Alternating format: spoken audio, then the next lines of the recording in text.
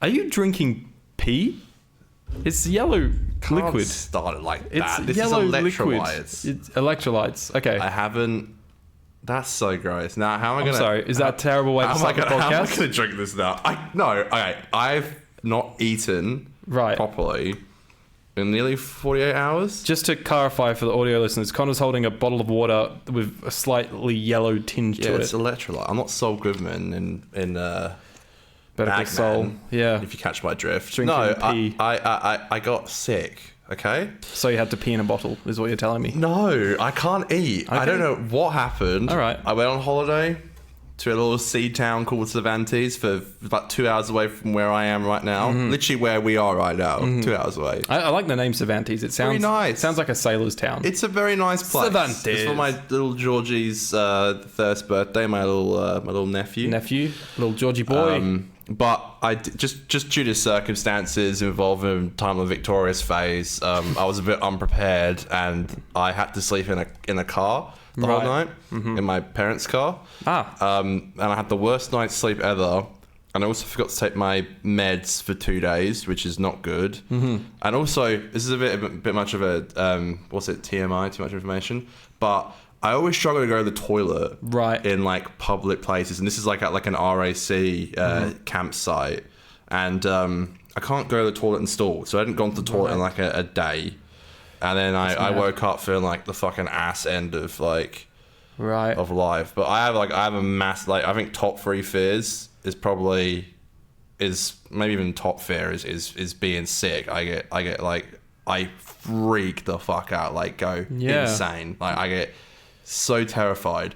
I felt like I was going to be sick when I woke up, and I'm like, look, I always have to tell myself like it's just my mind playing games with me, because like 99% of the time when I think I'm going to be sick, I'm not. Like I haven't been sick sober in 10 years. When I've had a few doozies drinking, I've been sick, but it doesn't happen a lot. Yeah. But anyway, this is a different question. I was just going to say, have you passed that phase in teenage/adulthood of throwing up? Not really, because not really. Well, kind of. I mean, like yesterday I was sick, so it happened. On the alcohols is what I'm. What, when I was sick? What have I? Well, I feel like as you get older, you don't get as vomity when you drink. Oh, 100%. No, I think in the entire time I've drank, I think I've only been sick maybe like 5 or 6 times. Right. I really don't throw up a lot. Done a lot more than that. Yeah, I've had a bad track record for a long time. Maybe 10 at the most. I really don't. And the good thing is when you're drunk, you're drunk. So when you're sick, you don't really like. You're a bit numb to it. But moral of the story: it's sober like, show. Kind of had to get over it, I guess. And it's a sober show today, so that's a rarity. I can't drink or eat or do anything. So we're probably going to talk with a bit more integrity of ourselves today. Also, elephant in the room, I'm wearing glasses, so that's going to make me sound smarter instantly. Yes, very nice, actually. I think they really suit you. Do we like the look? I really do, actually. I think they really suit you. Do I look like a sexy man? Yeah. That's definitely what I was going for, sexy man. They actually do really suit you. Well, I'm glad. They really do, yeah. So you got the faded ones as well, the sunnies? I've got sunnies as well, yeah, which are a different style of glass. Oh, they're good. So do you feel... smarter? Yes. No. Do you feel like you can read stuff better? Yes. Yes. Short answer, yes. Well, you were playing FIFA before. Mate, and I won. Is that why you won? Yeah, that's why I won. All right. Well, that makes sense now. Yesterday I would have lost that game, but won that because of these spectacles. So... Smart Aidan mode activate today, because as this is a Doctor Who podcast, not to be confused with a medical urine and sickness podcast. And fears of throwing up. Yes, Conor, we're talking about Extremis today. Extremis, yeah, definitely a banging episode, which I'm very excited to talk about. It's a shame it's not under better circumstances, but such is life. It's a shame that we don't have an audio bite to use for Extremis today, because I couldn't think of one though. The last 4 weeks we've had like a little sound, a little music every time we say the name, and I was like, surely there's a line in a movie where someone goes like, don't you think that's a bit extreme? Surely there's that somewhere. I'm sure it's definitely that, but I don't know if where you'd find it. I don't know if we're cut out for this job. Is a surprise? And then you're going to go, and then I did find one. It's like... So, talking about Extremis today, and we're going to get into that very, very soon. 50% cat. Wow, that's a good talent you've got there. Once again, for the For the tape, Conor was balancing his urine bottle on his head. It's not. It's fucking electrolytes. It does taste like urine, though, electrolytes. It's awful. Yeah, I've had them a few times. It's supposed to help. I don't really feel it has, but either way. Yeah, I also I'm feel on the same death's time. door, so... Knocking on Heaven's door! Oh, wow, we should say as well, we filmed this one on Monday, which normally we film on Thursday, then... Quite in advance. Aidan had a thing on Thursday, so it's like it couldn't have been worse. The time of getting sick, and then Monday, and I didn't want to film through Zoom because it just looks like shit. Mm-hmm. So to be fair, people need to give me my credit today. All right. Thank you for being here. Can we all clap for Conor, please? He's here, and we'll all wish him the best of luck to get better soon. You're on the bus, you're at work, you're at home, you're clapping. I want you to clap. I want you to clap. I don't care who looks at you. And then just scream randomly wherever you are. Just scream. 50% forever. Yeah. You should scream, subscribe to the 50% Doctor Who podcast, because that's what you should do. We want to get to 1,000 subscribers in the next couple of months. That would be absolutely lovely. And you can follow us on Twitter and Instagram at 50Doctor. Now, Conor. Extremis is the 6th episode of the 10th series of the British science fiction television series Doctor Who, written by Stephen Moffat, broadcast on the 20th of May 2017 on BBC One, receiving extremely positive reviews from television critics. Is Wikipedia trying to be funny? The Vatican calls upon the Doctor to investigate the Veritas, a book whose readers typically kill themselves after reading it. That's fucking dark. That's straight to the point, that sentence. No dancing around that one. When the Veritas is translated and leaked online, the Doctor must uncover the dark secret that the book holds. It is the first of 3 loosely connected episodes called the Monk Trilogy. I would like to say, I think loosely is an understatement. These episodes, whilst they are very being connected, a little bit self-contained in terms of location and the story of the episode, I think it's still a serial. I guess they must be referring to the different writers. Yeah. Because it's Toby Whithouse and it's someone else. Toby Whithouse is last, I think. He's the last, yeah. I think he's last. I think it's Steve Thompson who does the next Pyramid one. at the End of the World. But it must be referring to that, but yeah. In sunny old 2017, what did you think of this episode, Conor? I was so excited, man. You were? Oh, I was so pumped. Legit? Yeah, 100%. Yeah. Okay. Dude, I've always fucked with this episode. I love it. Right. I love it. I don't think it goes very well, like the trilogy, but I love this episode. I think it's a really good contained episode. I was like the most excited for this when it first came out. I don't think I appreciated it that much at the time. I don't think so. Yeah, I think I remember that. Yeah, I don't think I definitely come to love it more with time. I think I really enjoyed it. I think I didn't really understand the ending when it first happened. Right. I think it could be a bit confusing. Yeah. Now I get what they're going for, but yeah, I remember I appreciated just like how dark it was. Very dark, very dark. I don't know how they did it though. You have to like, especially when you talk about suicide on TV shows and movies, you have to like clear all these like protocols. I don't know how people got away with it. I would have thought there would be a warning at the start of the episode. But I don't think there was anything like that on. There's so much like there's like thousands of people who fucking kill themselves in this episode. Yes. It's surrounded by it. Like it's actually pretty nuts. Like the whole plot is like how all these Catholics just going off themselves. It's like actually pretty wild of a plot. Very, very grim indeed. It's actually really dark for a kid's TV. Like kids gonna be like, "What does kill yourself mean?" They probably don't even know. Yeah, this is probably how a lot of people found out. There's also the monks as well are quite ominous. Like the design is very grim. Like there's a lot of things that maybe some BBC execs. Maybe Moffat spoke to the BBC execs on a good day to get this cleared. Like, I'm leaving. Like, you might as well just say. I like how the monks talk. He just didn't tell them, and then they just watched the episode and they were like, he just fuck. Yeah, oh, we're fucked. I like how the monks, like their mouths are open and their mouths don't move, but the words come out. I like that. It's creepy. Yeah, it's I think it's just like an action-packed, like so many great scenes. Missy's in it, like it looks beautiful. It sets some really high stakes, I think, as well. Like when the Pope and all that are just like murmuring in the TARDIS back behind whilst the Doctor's talking to Bill or Nardol's talking to Bill or something. That I thought was a great little moment. There's so many great moments in it, and I think it's just a really great episode. Also very funny. It is. We now know that so funny. Nardole is legally allowed to kick the Doctor's ass. We also had, even though it makes no sense because the TARDIS has arrived, but the Pope, was it the Pope that comes out and he's like murmurs in Italian. Yes, correct. Something like the doctor said it was going to be this and that, and then it wasn't. Yes, correct. That's exactly what he said. That's it. Yeah, I read. Yep, I researched. Yeah, there is a translation. I didn't Google it. I did ages ago. Yeah. Jeez. Yeah. No. The stakes are high. I think it's just jam packed, man. I feel like you didn't like it as much as me. What about you? Oh no, I really enjoyed it. I thought. Okay, shout out, and I know we kind of mentioned this in Knock Knock, but I really want to specify the production design of this season is fantastic. I think the sets look great. That bluey, dimly lit vibe out in the library I thought was fantastic. Oh, so good. I think there was another set that really stuck out to me. Oh, the Oval Office. This is maybe a little bit less production design, more lighting and stuff, but like the red ominous lighting in the Oval Office at the end, that stuff I thought was... They knew how to do it from season 6. Yeah, they just like, oh, we still got that set. Yeah, we still got it. They cut it up for no reason. Yeah. We might need to use it one day. Yeah. So they wheeled that set back out. Yeah. They lit it a bit more dimly. And the way... I also noticed that Murray did...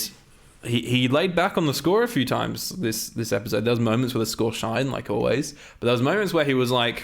Got to put the keyboard away and put the wavy fingers. A lot of electric in the guitar, a lot of. Yeah, but did you notice how many like silent moments there were, especially in the end? Yeah, no, 100%. I pretty much had nothing but good things to say about it. I think it's actually just such an entertaining episode, and I think all the flashbacks to Missy and showing how him and Nardole got reacquainted again. Yeah, and that she was in the vault. Which. Again, I think we said didn't annoy us as much as it annoyed. I know it made people so mad. I didn't really get that mad about it. I think the only bad thing about the twist is that they showed that Missy was in this episode in the Next Time trailer from last week, and so that I think makes you start to put a couple of things in your head together. I don't know. It's not a massive spoiler. I really like the way that Moffat kind of could tell that this twist is not going to be a groundbreaking twist. So it was just sort of a little bit of a loose end for a few of the episodes, and then midway through the season.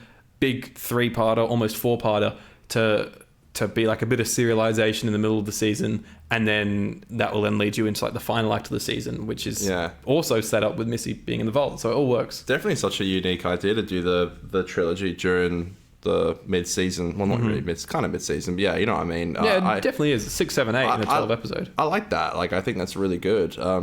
Yeah, one thing I will say as well about you were talking about the Missy reveal being in the Next Time trailer.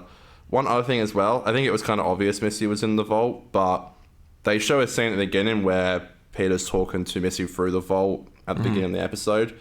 I thought one thing they could have done, which could have been really cool, would be not to reveal that she was in the vault. So you kind of know it's coming, but we don't tell the audience instantly, because we could still be second guessing, like, is she in it? Is it someone else? Because they instantly reveal like a couple of minutes in, it goes to like present day, and it says, and then it's like, the doctor talking to Missy through the vault. That's one thing I will say. I think they could have kept it a bit. It could have kept you a little bit on your feet. It's like, how is she going to get in there? Yeah. I guess, is it going to be her? Always great seeing Michelle Gomez back. She hasn't been in it for a while. Hey, she hasn't been in it since start of season 9. So it's not the biggest gap in the world, because we tend to have big gaps. She's every season, hey. Yeah, which I think is great. Especially she gets a lot of time this season, so that's really great. Yeah. Did you notice, just going back to Murray, that he has been revisiting a few bits of score here and there throughout this season? Yeah. And in particular, I think it was a little bit of Gallifrey, A Child at Home, in there, when he was talking about... like, I think that was just a little bit like... Dun, dun, dun, dun, dun, dun, well, he's probably dun, at this point. He's probably like, I don't know what the fuck else to do. Yeah, he's like, oh fuck, what we got in the CD in the unreleased like, final archive. Oh god, like, what do I do? Yeah, nah, I like it a lot, man. I think it's like Nardole follows the Doctor from Beryllium and has like strict orders from River Song, and that was great. I like how that kind of ties together. I like it a lot. I just think it's a really great dark episode that I like so much about it. The whole date thing with Bill is great, and the Pope coming out in the TARDIS and just like, what do you think of the Doctor being blind? Do you like that? I don't think it did an awful lot this episode. I also don't think they use it very well. because I think he's got the sunnies on, and yes, he can't see. He's getting all his information through it, but it's like if he's being given that, weird. If he's being given that information, you might as well just give him his eyesight back. That being said, I think there's a few really funny gags, like when he was given something to read, and he's like, "Go then, show it to me," and Nadal's like, "Fuck, like, he can't see this," so he has to like read it out to him. I thought those gags are all funny, but in the end, I don't think he's massively disadvantaged by being blind this episode. There's a few moments, but and he gets his eyesight back when he needs it back for a certain part of the episode as well. So it's it's right. Yeah, it's kind of strange. Like he kind of can see, but he kind of can't. Like it's odd. It's like the Sonic like in his head like. Yeah, it's kind of odd. I don't think it was the best idea ever, and like the fact that he like listened to the Veritas through like headphones is kind of funny. On Audible, like it's literally like Audible. Yeah, it's like kind of funny. But I think all the reveal to that and like I think the whole numbering system is like it's very creepy. How like they all know they find they're in a simulation, and it's like they use that metaphor of Super Mario. Getting tired of dying, so he deletes himself from the game. A good metaphor. I like that. Maybe that's what the Super Mario movie will be about. Oh, God. Let's go. Let me delete myself. Yeah, it's those people who like believe we're in the Matrix. You know, it's like it's kind of like creepy things sometimes. We're like, maybe this is just a bit of a simulation. You know, like it makes you think a little bit. I guess. I feel like Moffat as well got that concept at the right time. Like, there's a lot of stuff in Who that comes out too late. We're about to see Missy dab in like 6 weeks. Yes. And that was notoriously my favourite. Far after the dabbing phase was been and gone. But this plot... Did it ever go? But this plot was like... I think people around 2017, 2018... the idea of like simulation theory was kind of at its peak. And so I feel like he actually got this idea when it was like hot and trendy, and for a lot of people might have been the first time they'd heard of it. I think Steven's great, you know. I'm really going to miss him. Just stories like this that are like really inventive and... Yeah, I love a mid-season Steven as well. Mid-season Steven's a nice surprise. Murders. Mid-season Steven. Yeah, I agree. Say that 17 times. Don't. Wow. How was that? Yep. Yep. Just try not to yak. It's all good. Nah, I'm kidding. I'm fine. You got your anything? I think the monks are really cool. I don't want to speak too far into them because, you know, we've got a show to run here, and I do want you to tune into the next few episodes. To be continued. Yeah. But I guess if I'm pretending I've only just seen this episode, I think they're a very ominous, quite threatening villain, which it kind of looks like that. It kind of looks like the big bad from the Fights Pompeii. It's even got that red cloak around it. It goes... I also thought that, yeah. Especially the first time you see them, they're like... out from the episode. That's on subtitles. That's what it says. The first time you see the monks as well, they are out of focus, and so it is kind of like, is that the Pompeii dudes? Is that the fucking Pompeii? They're not just reusing the Oval Office; they're using the fucking villain. Is that the Pompeii people? Pompeii boys. But no, it's cool, and I like the idea. It's actually a clever idea that a villain would create simulations of how to invade or attack Earth. You know, I think that's really clever. And it really doesn't feel cheap at the end when it's like it was all a simulation, because I felt like it would, but it all worked really well. And then we got a few extra scenes after that as well. What do you think of the Doctor emailing himself? Dude, it's an email. It must have been a long email, mate. Dude, I love how the files said so quickly, and we would know about sending video files. It takes fucking ages. Yeah. Oh, do you think he watched the entire thing play out? Yeah, I think that's the whole point, is that he set and records the entire thing. So like the episode is when you're watching the episode, you're like Peter watching it. But the scenes without Peter. Oh, did someone smell a plot hole? Wow, that's a good point, actually. Well, I do have glasses on today. Nah, he probably, yeah, you're recording everything. No, I just mean that made me smart, so I made it. Yeah, you can actually do that now with Ray-Bans. You can buy those. Yeah, there's like Google ones as well. That's really strange. Google Glass was a thing, wasn't it? Where you could, I remember that. Like and remember the glasses. Snapchat specs? Yeah, that's weird, man. I don't like that. That is weird. I'm still like getting used to with these glasses. Sometimes I can see my pupil reflected in the glasses, and I'm like, that's weird. It's pretty trippy. Yeah, I'm like, whoa, am I my own eye? Whoa, too much kush. Whoa. So stupid. Okay, shall we talk about Gallifrey 1? Go on, why not? This is like the biggest Doctor Who convention of all the big Doctor Who conventions, right? It's in the US of the A's. Is that the only one? Nah, there's heaps, man. I think. There? I didn't know about this until this weekend. This is the Big Daddy one, right? It's huge. I thought it was in the UK. I'm pretty sure it's in the US. Okay. Yeah, it is. Because I watched Doctor Who Am I, the documentary, and they go to Galley 1 on that. Yeah, so big convention that literally just happened over the weekend as we were recording this early. And, you know, multiple guests here, big guest panel with Jodie. I saw photos of Jodie doing script read-throughs with random audience people. Chibnall was there. Chibs played a Dalek in a read-through with Jodie. And there's been a lot of small bits of information that have come out here and there with regards to Chibnall's era through this they've spoken about. But I think what I heard the biggest takeaway was that the dude just like, I know the guy didn't need to redeem himself. He's always been a lovely, lovely guy. Like he's at all of his interviews and everything, he's never been anything but lovely. But like I think for a lot of people that maybe were a little bit hostile towards him is that he was just a lovely guy. He got a standing ovation at the end of his panel. I heard he got very emotional when he saw how loved he was. So that stuff's fantastic to see. Yeah, well, the poor guy probably just thinks everyone fucking hates him. Yeah, it's sad, man. People take shit way too far. Yeah. Yeah, no, it's great to see. I was just saying before we went on air that we'll never get anything like that here. In fact, I was going through the Oz Comic Con list today. Well, it's not been released yet for Perth, has it? Well, they released a few things from it, and I was like... No Sophie Aldred? No. And I feel like if they were going to do her, they would have said her first. Yeah, she'd be like the headline, right? Yeah, but... yeah, no, I think it looked sick. I saw a lot of fans having fun there.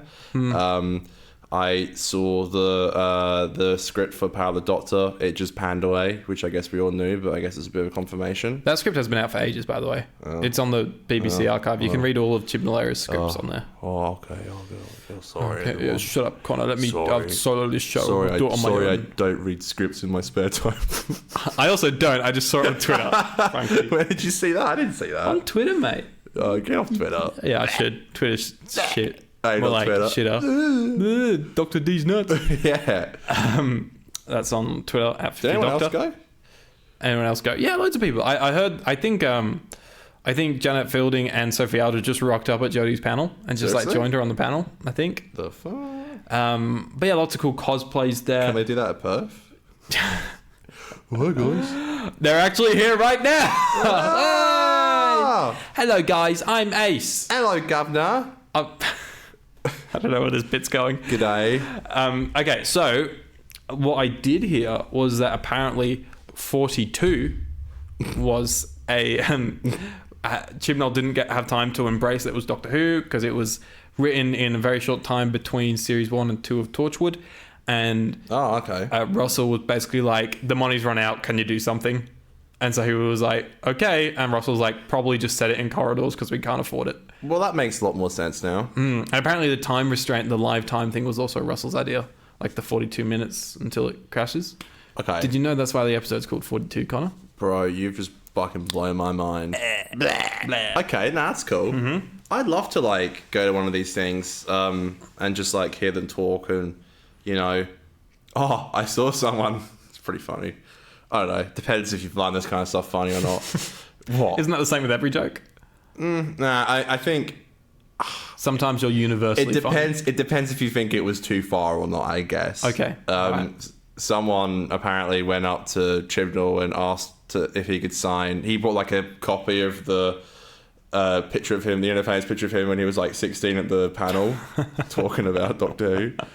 And he respectfully refused. Okay. But apparently the guy bought a back art because he probably knew he was going to say no. Yeah. And then he got no one signed. But yeah, he respectfully refused. Rightfully so. I guess it depends. That's a fucking cheeky little shit that did that. I guess it depends if you find that funny or not. I don't know. Yeah. I think he saw the humor in it, but was like, I'm probably not going to do that. Yeah. It's. I think I put it this way. I understand why he didn't do it. 100%. I understand. He probably knows that he's like there's a lot of shitty people out there that would use that to make a lot of fun out of him. We'll be fucked one day if we ever write an episode and it's shit, because we've sat here for how many hours and gone, this sucks. This sucks. Yeah, be better. So much better. And then the amount of times we've gone, hire us, Russell. Yeah, and then he does, and then yes, and then failure. Do you reckon? I think if we were an episode of Doctor Who, it would be terrible. You think it would or wouldn't? I think it would be. Come on, if you wrote it, if you had the idea. I look at my 5-season, sometimes it's an 8-season plan, depending on the mood I'm having. God. I look at it and I'm like, wow, what a load of fan wank. That's I can't how I look at it. All right. I think deeply, episode by episode. Would the BBC really put it this way? Say, okay, Aidan, you can do your 8-season It's a 5-season plan for one Doctor and then a 3-season plan for another. So, like, not as long as what Stephen did, but like what Stephen did. Stephen did 6 seasons. Yeah, not as long. So, longer. Wait. You're like that meme of that girl, like, computing all the angles. My head is fucked up, bro. That's okay.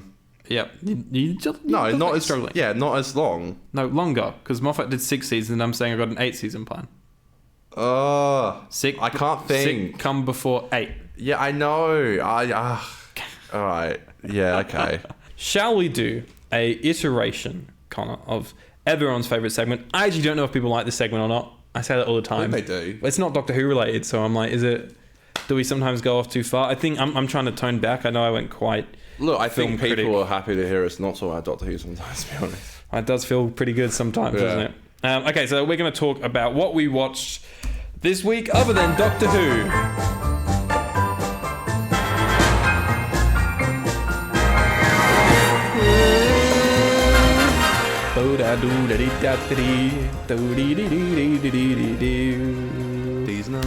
These nuts.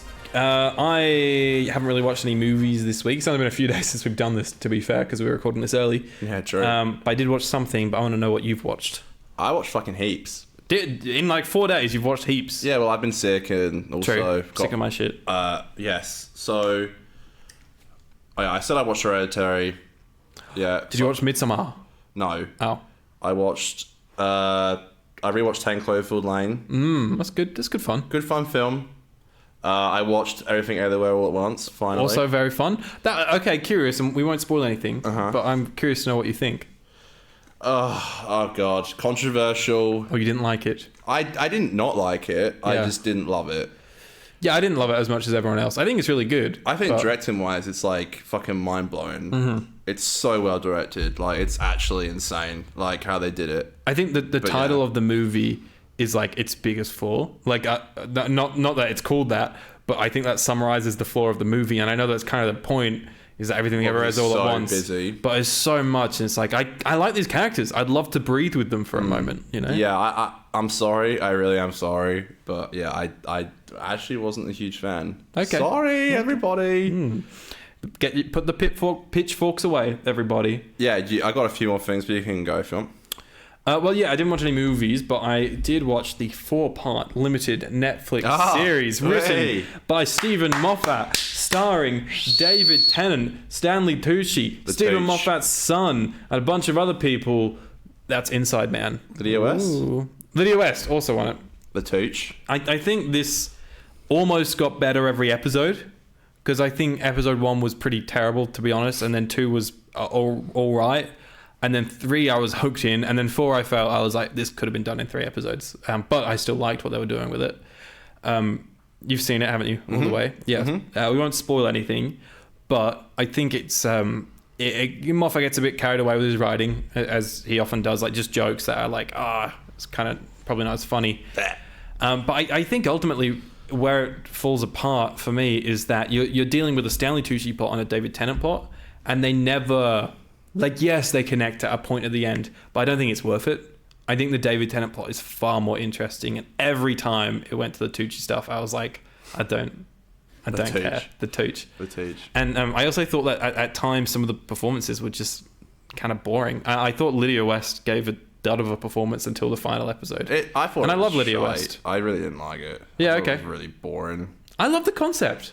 Yeah, it's a good concept. Well, yeah. Sorry, I feel mean saying that, but yeah, I just didn't like it. Why That's am fair. I so hateful these days? You're the hateful 8, man. The hateful 50%. I thought it was like fine. That's fair. And was you're fine. probably right about that. And I think you said it over Messenger well, that it's just so contrived. Like, there's so many times where it's like a conversation would have solved. Oh, that's my biggest problem with it, stuff. bro. Like, literally, the entire plot could have been stopped within like a conversation. I think there's that. And I also think throughout it, there's multiple things where characters just didn't mention stuff or talk to each other about things where they would have in real life. And it was just quite contrived in that way. Yeah, I think he it's was okay. kind of going for like how things can escalate without you knowing, but still, I was like, Definitely. I don't think that's really how life works. Yeah. I'd say. Yeah. But that's just me. And once again, I don't think too many of the characters were that likable. Yeah, no, I agree. I think it was just pretty. I think it was just pretty bland, to be honest, man. Like, it didn't really hook me. Yeah. There were parts that kind of hooked me, but not anywhere near as much as I wanted them to for a Stephen Moffat show. There were some times where I was like, okay, that's kind of smart, but Yeah. most of it was just. There were so many just like really cringe, man. Like, the opening scene is so cringe. Yeah, very, Like, very it's cringe. really cringe. Very It's like cringe. the first thing you see in the whole show. It's supposed to set the tone. And Yeah. you're like, "Ugh, this is like really gross. Yeah, definitely. But I like the concept of, you've got someone in a situation. I'm not going to spoil what that situation is, but you've got someone in that situation. What are you going to do about it? It's a situation they can't come back from. Like, Yeah. what are you going to do? And anyone can do anything, I guess. Yeah, and that was also a point of the show, which Moffat liked to hound home with the script, was sort of like, everyone's a murderer. Yeah. If you're having a bad day and someone does something wrong to you, you could kill them. And that made me worried about Moffat. Is that like a good lesson? And the moral of the story, guys, just kill him. we are all murderers. Like, what? Who thinks like that? Grim. Yeah, Grimness. pretty grim. Lots of grimness. Yeah, so Grimness sounds like a way of describing a really dark, twisted Christmas. we'll make that a movie. Merry Grimace. It's like a Violent Night. Yes, but grim. That's Grimace. what they called the sequel, Violet Night. Grimace. Grimace, yeah. Well, they're doing a second one, aren't they? Yes. Did you ever see that? No. I know you're a David Harbour fan. I've seen Stranger Things. Yeah, I know you love Stranger Things. That's all I know of David Harbour. Did you watch Black Widow? Oh, yes, I did. Absolute fucking shite. Yeah. Marvel do be in a place right now. But that's a Can I different... say something good about a film for once? Yes, or a TV show? please, Connor. what You else just did seem like I such an angry man. watch? Give us some good. So yeah, I watched 5 movies. Whoa! And I finished Arrested Development Season 3. And I don't know if you've heard about Season 4 and 5, but they're really controversial because it got cancelled and then it got bought by Netflix. But so many years had passed and the cast had all gotten so big that they were all busy doing other stuff. And like, Right. most of the season is not them as like characters together. It's mostly just like solo shit. Okay. It'd be like, well, our next character, like, for a whole episode. It's not really a lot of other characters. So I don't know if I'm going to watch Season 4 and 5. Plus, this is the weirdest thing ever. It's a Netflix original, and it's not on Netflix anymore. They took it off. It's That's gone. very strange. And you can't even buy it on iTunes or anything like that. So, how would you watch it? exactly. I don't want to download it, but they don't really leave you many options, do they?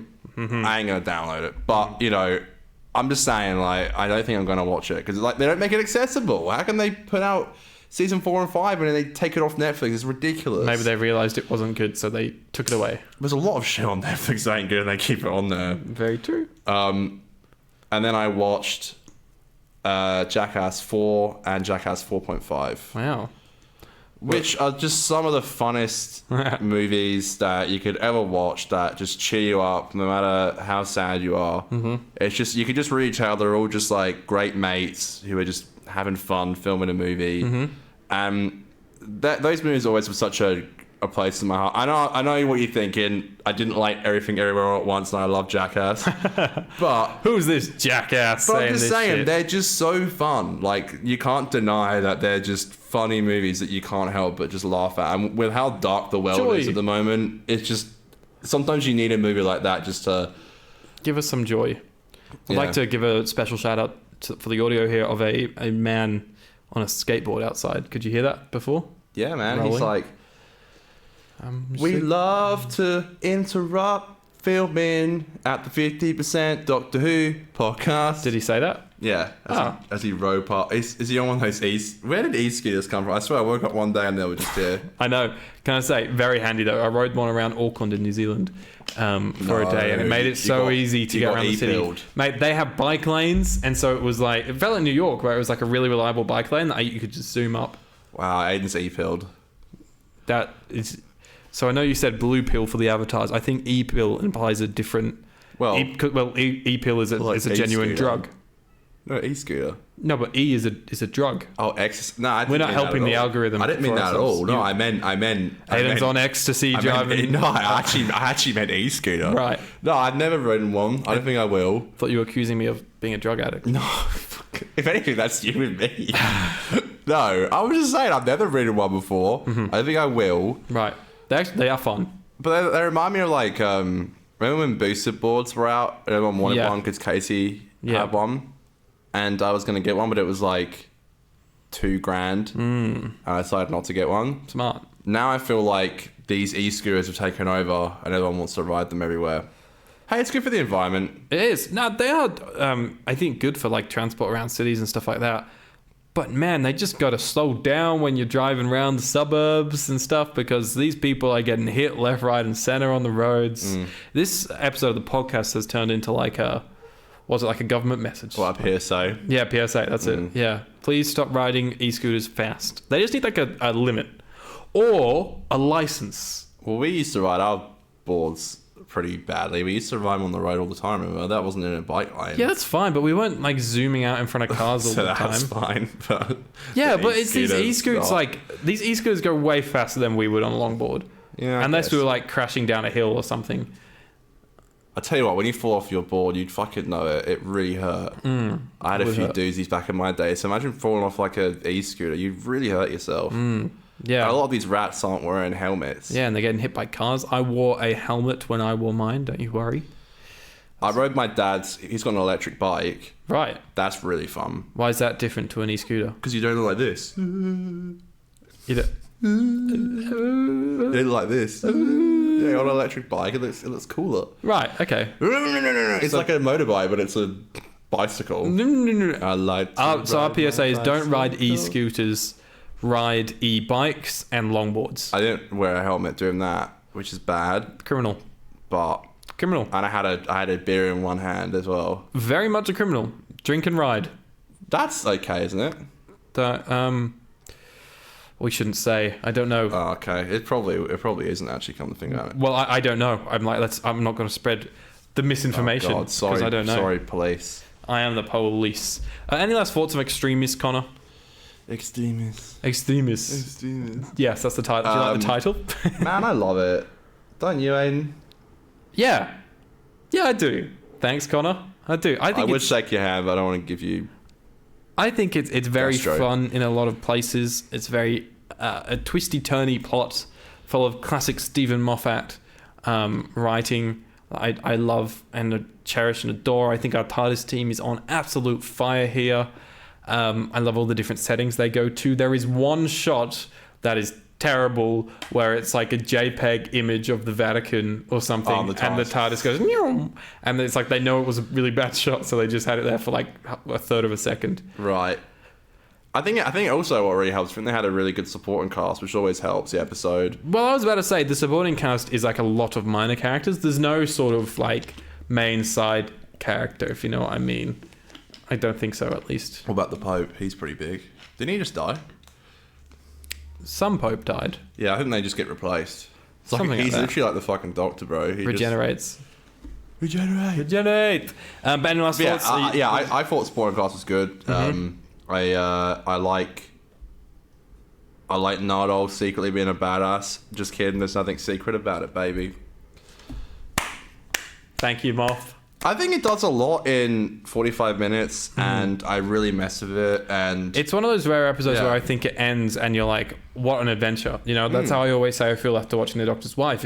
It's one of those episodes where in 45 minutes you've gone like, "Wow, that was like a thrill ride," and I think Extremis is pretty close to hitting that high as well. Yeah, correct. Yeah, and it really makes you want to watch the next part, The Pyramid at the End of the World, which we'll get to next week. Connor, what will you give Extremis out of 10? Extremis. Extremis. I'm gonna give it a solid. Thinking for the 8 tape. 3/4. 8 and for fuck's sake, we're going back to 3/4, are we? I thought we grew out of this Just write stage. it down, you fucking. I'm writing down. Twat. I'm a little tight monkey. I'm giving it an 8. So Tight monkey. I don't know what that means. You know we run out of stuff to talk about when we do that. You look like you're grabbing boobs. My jugs. Your big jugs. Okay, shorter episode this week because there wasn't an awful lot to talk about. I don't know what's sad. It's What? going to be what? Will it be 10 days till we film again? It's gonna be a while before we record again. Sad. I'm sorry, kiddo. Sad. I'm sorry. But you would know because this is your usual weekly bit of podcast from us. So follow us on Twitter and Instagram at 50Doctor because we're going to start celebrating the 60th very soon and we're going to get some bonus content out for you guys. We know you love it. Once we've planned it. You love it as well. Yes, correct. And tell your friends and give us a 5-star review over on Spotify and Apple. We want to get our rating back up. We dropped a little bit over the last couple months, and I'm sorry. Maybe I'm being a shit host or something. A little bit. Oh. That's an understatement. Yeah, we are now a 1-star podcast. Thank you for listening to episode 152 of the show.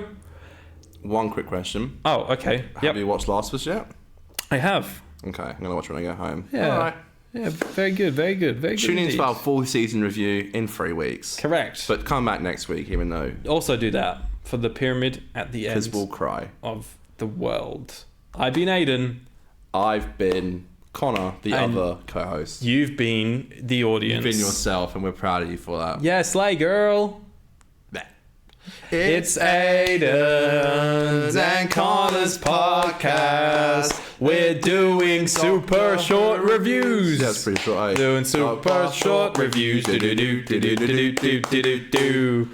Wow. I'm surprised I lasted that long like hitting the toilet. I don't know. I don't know if our audience noticed how much we stalled throughout that episode to give us an extended runtime.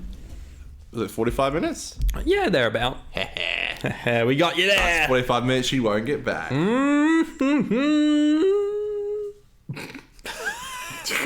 What the fuck?